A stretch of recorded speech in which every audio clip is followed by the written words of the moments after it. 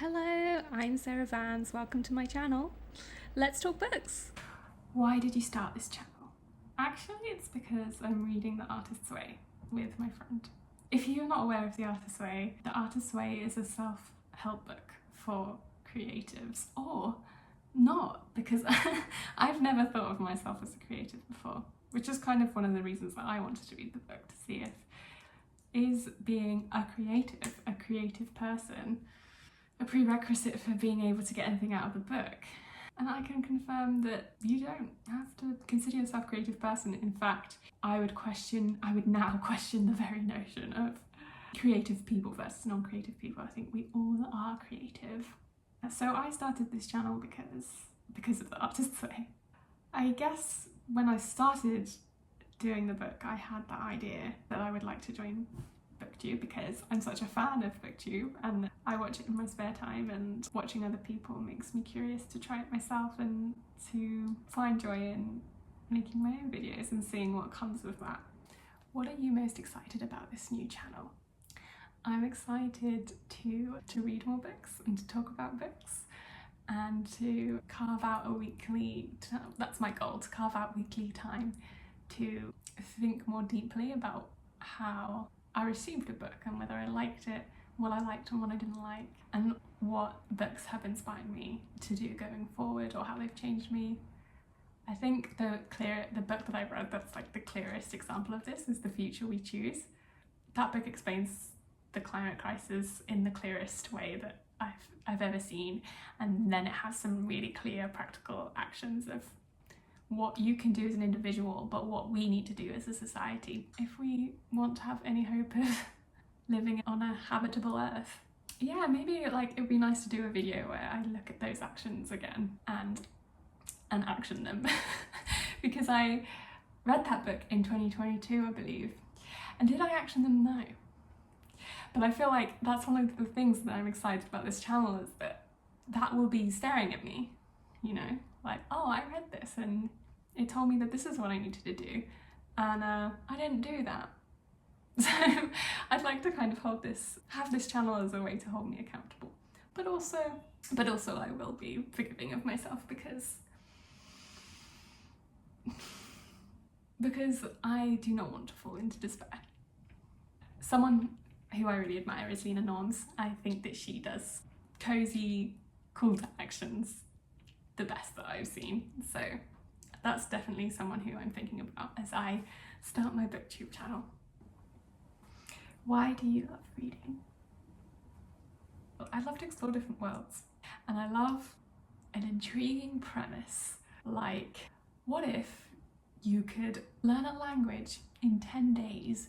I would say, I want to do that, but then if you've read this book, you'll know, like, well, maybe I don't want to do that. Or what if we've achieved immortality, but now we've got to think of overpopulation? How do we do that? How do we decide who has to die? So I love that. I just give me a juicy premise that, like, I'm hooked before I've even started the book. Yeah, and then I also read to learn and to further my thinking. Like if I have unanswered questions. Something I read from it was not this year's Women's Prize for Non-Fiction. That Freudian slip. Women don't get prizes. Yeah, something that I read from that list is Codependent. It talks about the rise of AI and its detrimental outcomes for people when it was used in government, when it's used by individuals, exploitation, data colonialism. It got me thinking about how there's talk about how AI could bring about human extinction. Like, there's talk about that, but there's not much in it that I've seen talk about the horrors that it already brings, and that's definite because it's already happened. I'm currently reading to figure out what I want to do with my career, and that's also something I've turned to reading for. When I was trying to decide whether I wanted children or not, I went on a whole journey reading books on that topic, and that was like one of the best reading experiences I ever had, because I was reading so much on one topic. It just felt so juicy, like so like everything that I read was leading to that decision. Some amazing books that I read, or some books that really helped me with that decision. The study regretting motherhood, and Going Solo was a really interesting look into having a child that's donor conceived on your own. I'll put the pictures up of all the books I read, but they all helped in their own way of me deciding whether to have kids or not. And I have landed, and I will not be having children, if you're wondering, or at least biological children, which kind of makes it less urgent. If I do decide to have children, I know I will be adopting, or I'll foster children, and then that's a decision that isn't necessarily going to run out in the same way that having biological kids will. So I feel a lot calmer about that. What book or series got you into reading? When I was a kid, I loved Jack Nicholson books.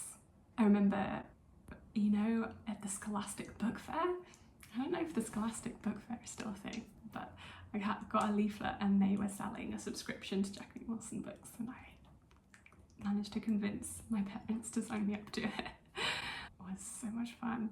I was also really into the Ali's World series as a kid, which is about this 13-year-old girl whose mum has gone travelling and has stopped living with her, and it's about her and her feelings around that, and her like little adventures with her friends. And I actually read the first book in the series recently, and it still had the same magic for me. Like, it still took me back to being 13 years old and like school worries and like crushes and all of that. So yeah, it was still a lot of fun. And I remember I grew up in Cornwall, but Ali's World is set in London, and as a kid I always wanted to live in London, which I did end up living in London for 6 years, but I am now in Tokyo. My wife has a job here, and I'm here supporting her and learning the language and getting to know this new city. What challenges about starting a booktube channel do you think will be the hardest to overcome? Consistency in creativity. My goal is to put out a weekly video at the start of this journey. I'm planning to record 3 videos in advance, so that I'm always in advance, so that I'm not like rushing to make something if I don't have any ideas that week, or if I'm ill or whatever. So hopefully that will help. Yeah, like mean comments, if I get any mean comments. But I'm trying to think, like, if I get a mean comment, that's probably a sign of success more than anything, that I have enough reach to get mean comments. But maybe I'm showing my naivety there, I'm not sure. Yeah, I think I have enough ideas, but I think it takes me a long time to put a whole project together. I think I'm gonna have to work on like being quicker, letting things be imperfect. I mean, I wouldn't say that I'm a perfectionist. I don't work towards perfection, I work towards having something done. But when it comes to putting a video out there, I do feel like I want it to be not perfect, but not have something that I will obviously cringe at. But I find that I obviously cringe at myself a lot, so I guess I'm just gonna have to get used to that. When did you start reading? This is a tricky one to answer, because I think I started reading before I could read, so I don't have a memory of like starting to read. I think I was interested in books before I could speak. I had trouble speaking as a kid. I had to see a speech therapist, but I was always interested in books and always wanted adults to read books to me. And I remember my aunt told me that I would just write complete gibberish, just like scribbles, and then give it to her. So I think I was interested in the written word before I was interested in the spoken word. But I know a bit of some other languages. And I'm currently learning Japanese, so I'm like having that experience of having to learn to read again, to read a different script. So yeah, I'm having that experience of like struggling to read again. I do read in Japanese, but it's like for study. I'm really struggling to build a habit that's for pleasure rather than like obligation or like, I need to practice to get better. At the moment I'm using this app called Satori Reader for anyone that's interested.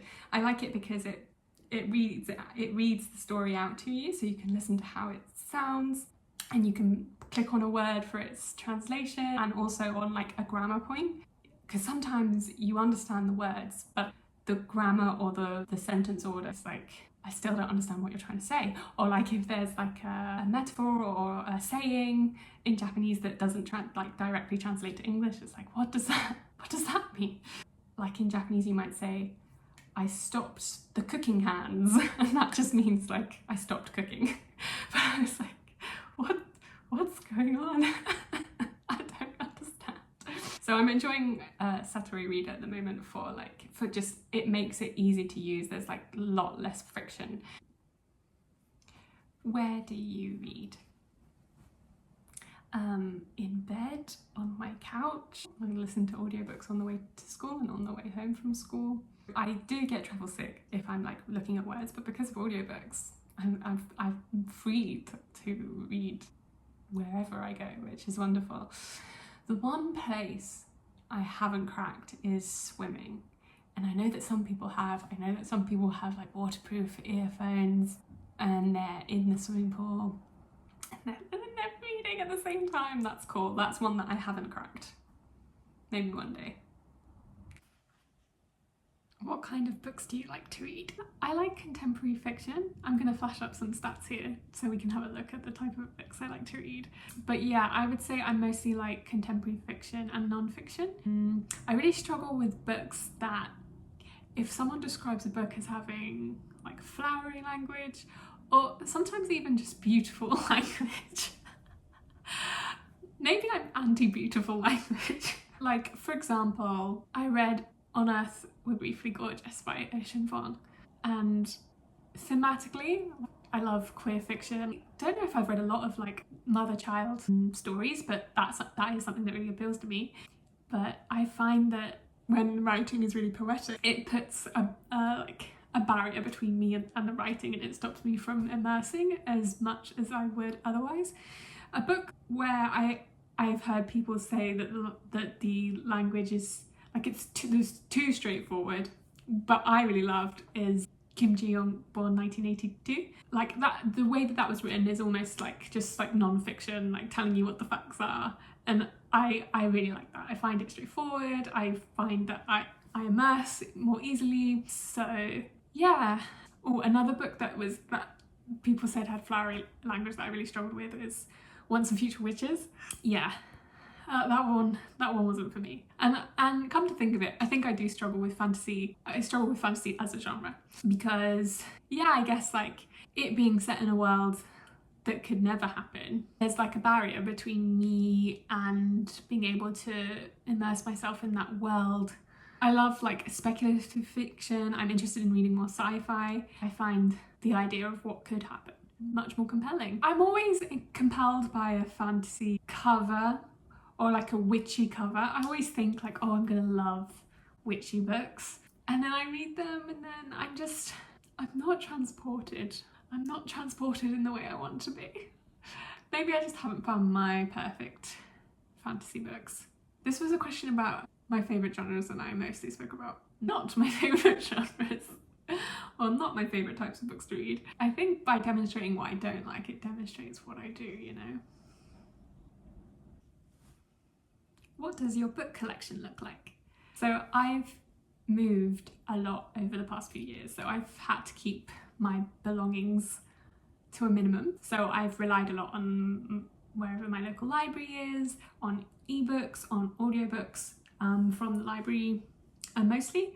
But I did commit to bringing some books to Japan. Maybe I can make a video about that. The books that made the cut of what I brought to Japan. Not because I haven't brought, it's not like I've brought my favourite books, it's just the books that I want to read imminently or that I want to like study imminently. Maybe it wouldn't be that exciting, but let me know if you'd be interested. I'd happily make a video about that. What questions would you ask your favourite booktubers? I think I would ask about life online. I'm kind of nervous about like putting my opinions on the internet. And what if I say something that makes people angry? What if I say something wrong, or like something that I disagree with in the future? But it has been kind of healing for me to see people like do that. Like people do go on to disagree with what their former selves thought, and it's fine, you know? What are some fun and unique things you can bring to Booktube? I don't know, to be honest. No other Booktube channel will you see me. I really love Lena Norm's and Katie One More Time's videos on secondhand clothing and mending. I would love to learn how to mend clothes and make clothes. That sounds amazing, so I might put some of that stuff in if I find the inspiration for that. I did complete my first mending project. One of the buttons fell off of this skirt. Let me show you. And I sewed it. Forget it. I mended it. I put a button back on. I'm so good, I can't even tell which button is the one that I mended. So there you go. So yeah, I could maybe make some videos about that. And also, like, I'm a wannabe vegan. I'm nowhere near a full vegan. I think once I moved to Japan especially, I found it really hard. And I realised that I'm gonna need to learn how to cook if I want to become more vegan, because it's really hard to be fully vegan here if you don't cook, in my opinion. So yeah, maybe some like getting better at that. So maybe I can, whatever this is, waive those themes if you'd be so kind as to to indulge me and waive those themes into this Booktube channel. So there's some fun and unique things that I can bring. Although now that I've just said that, I realise that those aren't unique things because other booktubers are already doing those things. But like I said, it's not me. It's not me doing those things.